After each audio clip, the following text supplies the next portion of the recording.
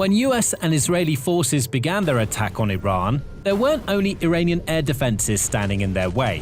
Tehran also had an exciting ace up its sleeve, a so-called world-class air defense weapon, provided courtesy of Beijing, the HQ-9B, a variant of the HQ-9 long-range surface-to-air missile system.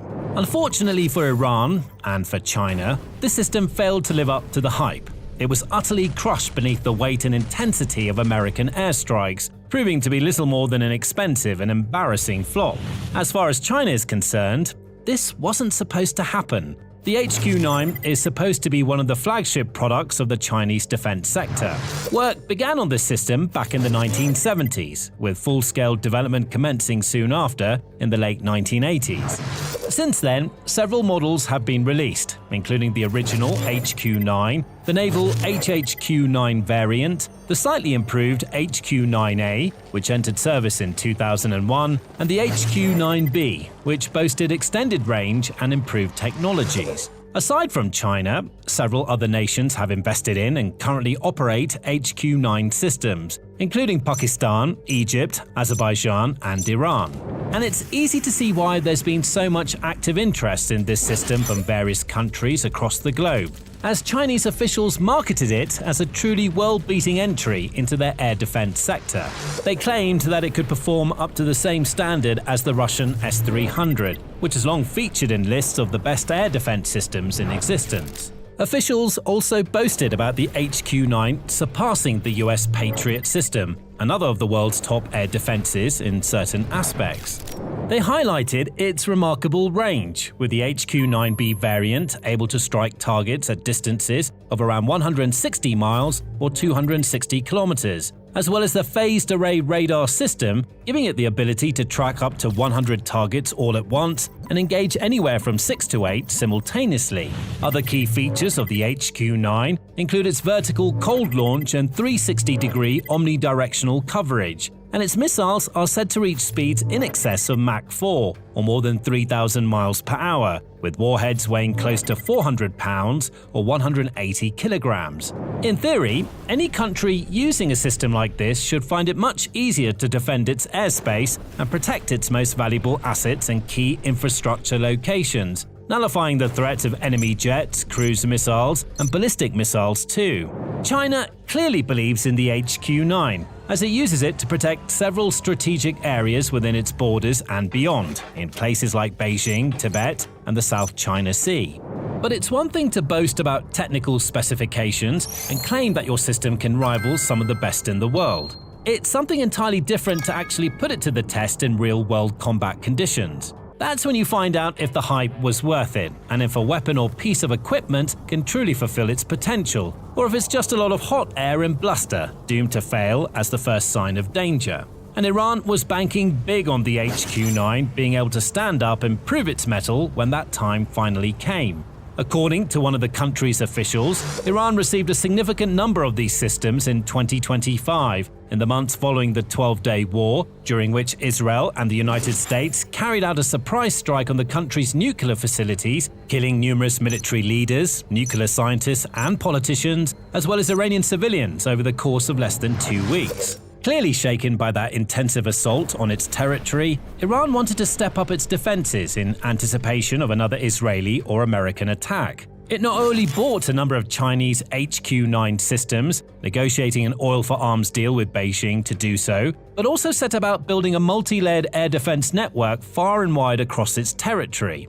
This network was made up of domestically developed platforms like the Bavar 373 and the Khordad 15, along with imported air defenses like the Russian Pantsir S-1 and S-300. Iran also had numerous mobile defense systems at its disposal, capable of quickly moving from place to place and taking up strategic positions wherever they were needed. Made up of so much powerful technology, this air defense network could and perhaps should have made Iran's airspace almost impenetrable, helping the country's regime guard its most valuable and strategic locations, like the Tehran compound of its supreme leader, Ali Khamenei, and its various nuclear facilities, military bases, and airfields. And the HQ-9 should, arguably, have been one of the stars of the show, tracking dozens of American and Israeli aircraft and missiles and taking them out one by one with speed and efficiency. But that's not what happened. Instead, on February 28, 2026, the US and Israel began their attack. Israeli F-15 fighter jets took to the skies, launching Sparrow missiles and other precision munitions at key locations, like Ali Khamenei's compound, killing the supreme leader in the opening hours of the conflict. Israel also successfully eliminated numerous other Iranian officials, including the Chief of Staff of Iran's armed forces, the commander of the Islamic Revolutionary Guard Corps, IRGC, the Iranian Minister of Defense, and some of Khamenei's closest advisors.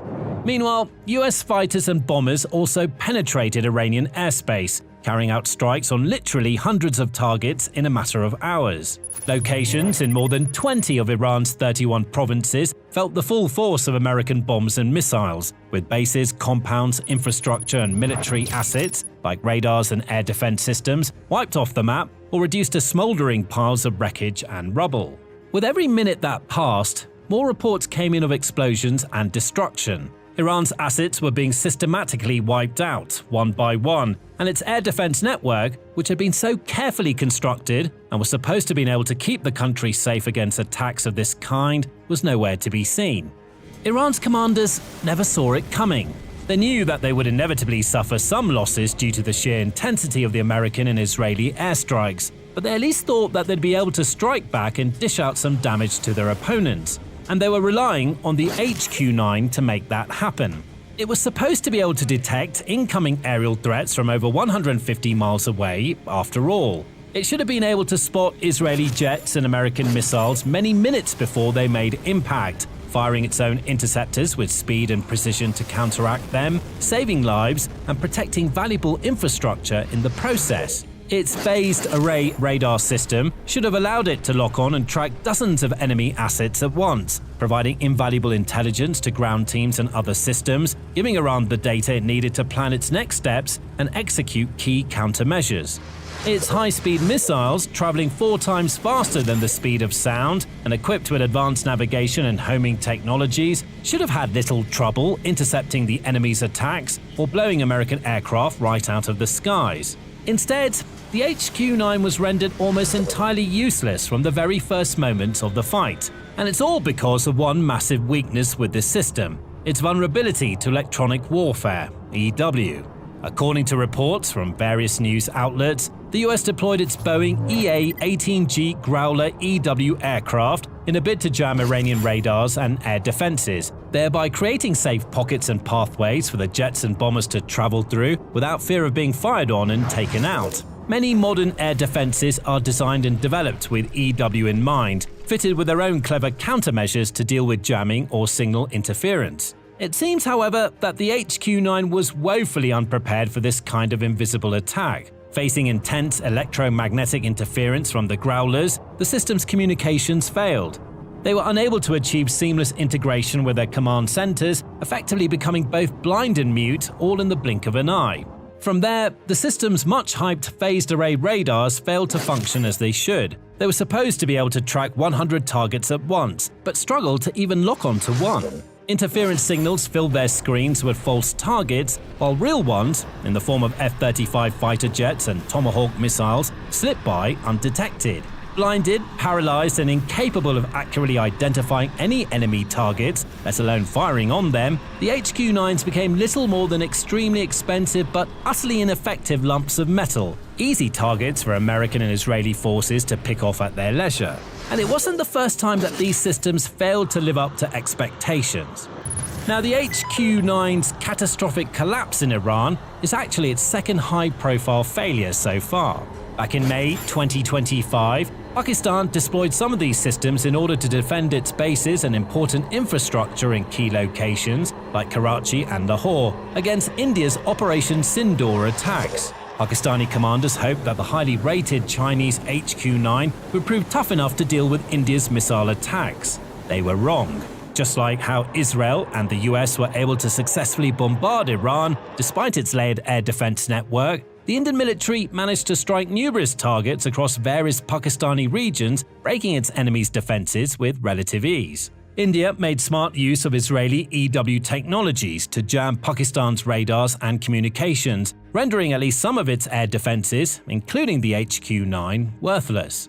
It followed up with a mixture of kamikaze drone attacks and BrahMos supersonic cruise missile strikes, causing widespread devastation. If China's claims about the HQ-9 were true, then none of this should have happened. The HQ-9 should have had little trouble spotting incoming threats from far away, launching its high-speed missiles to eliminate them. Instead, its screens were filled with static, its radars went blind, and its missiles failed to launch without any clear targets to actually aim at. After that incident, those wishing to defend the Chinese systems could have argued that it was a result of operator error, or the fact that the HQ-9 had been deployed in an unfamiliar setting, very different from where it was originally intended to be used in China.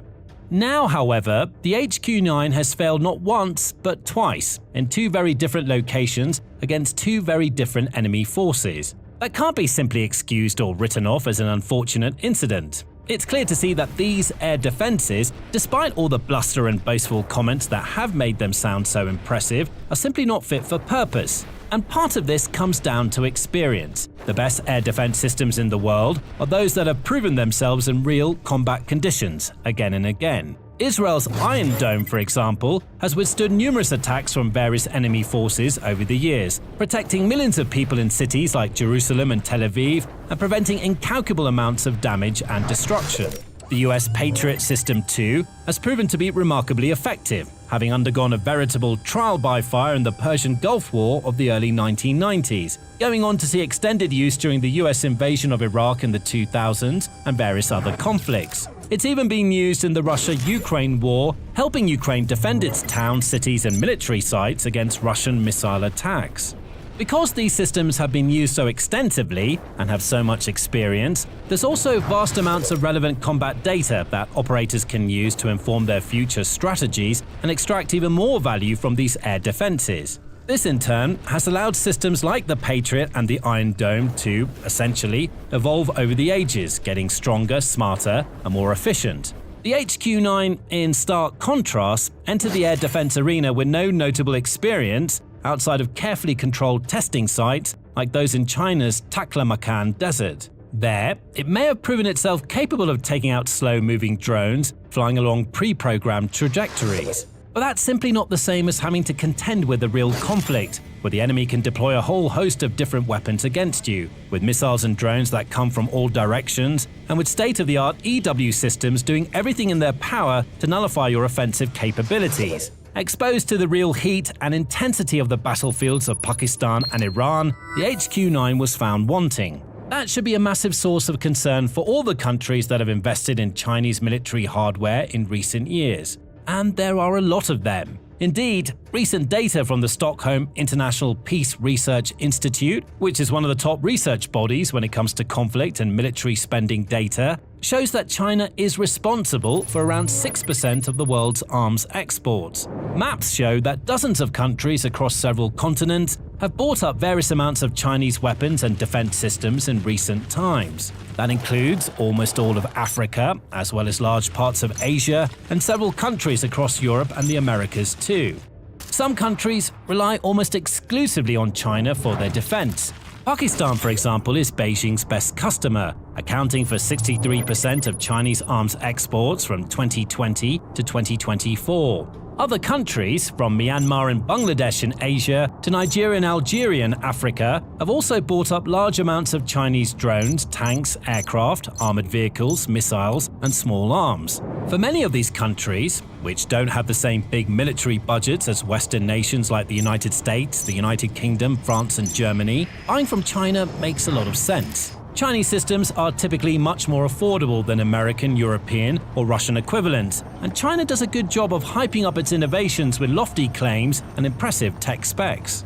But as they watch on and witness as China's HQ-9 systems fail to perform as expected, first in Pakistan, then in Iran, those countries that have opted for cheaper Chinese equipment over proven Western alternatives may now start to regret their choices. Many are likely to be realizing, as we speak, just how flawed, faulty, and inefficient these pieces of equipment truly are. That in turn could see some of these nations starting to shift away from importing any additional Chinese weapon systems in the not-so-distant future, looking to other countries like Russia or the nations of the European Union to bolster their defenses instead. That's bad news for China, And it's not the only reason why this whole story should have Beijing worried.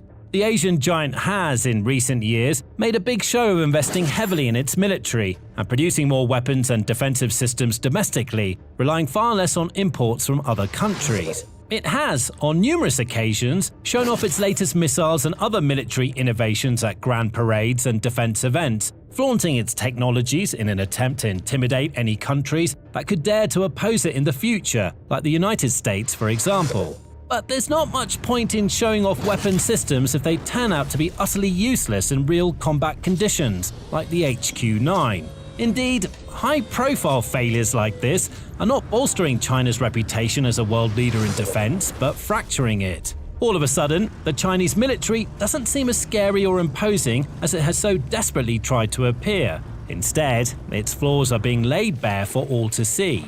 Flaws like haphazard assembly, low-quality electronic components, plagiarized designs, and patchwork blueprints that may look good on paper but fail to deliver real results where it matters, on the battlefield. Modern warfare demands high-end technology, seamless system integration, and software that's just as advanced as the hardware, allowing weapon systems to not merely pack a punch and fire enormous explosive warheads, but also to withstand the high-level electronic warfare tactics in use around the world.